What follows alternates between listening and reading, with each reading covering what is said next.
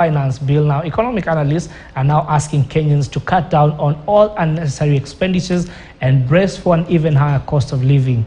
Job cuts, inflation, and higher transportation costs are set to characterize the financial year 2023-24. You guys want us to operate on subsidy? You guys want us to operate on... The passing of the finance bill now means that salaried Kenyans will have to contend with a lower take-home pay, with key taxes set to dent their pockets. This comes from an additional deduction of 1.5% to be channeled towards the affordable housing scheme, an increase in NHIF contribution. This will further be impacted by the increase on VAT on fuel to 16%. With higher fuel prices comes higher transport cost, and the higher cost of producing and transporting goods, a price that Kenyans will pay on the shelves as they look to meet their daily needs for different commodities.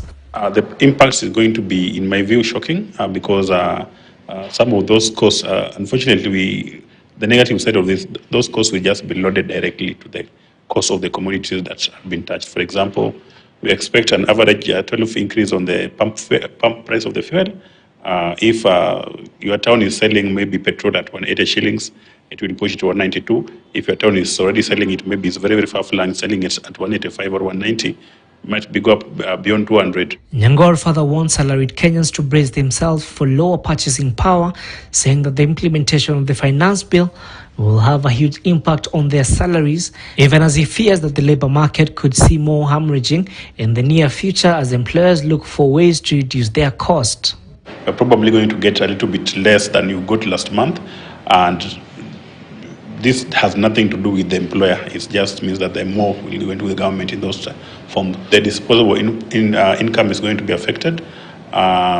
You're going to have less money. Yes, let's put it directly like that. Among the taxes that the finance bill had proposed is the doubling of VAT on fuel from 8% to 16%, imposition of 1.5% on housing levy, an increase in pay-as-you-earn for salaried Kenyans who earn more than 500,000 shillings from 30% to 32.5%, while those earning more than 800,000 will have to pay an additional 5% in pay, among others.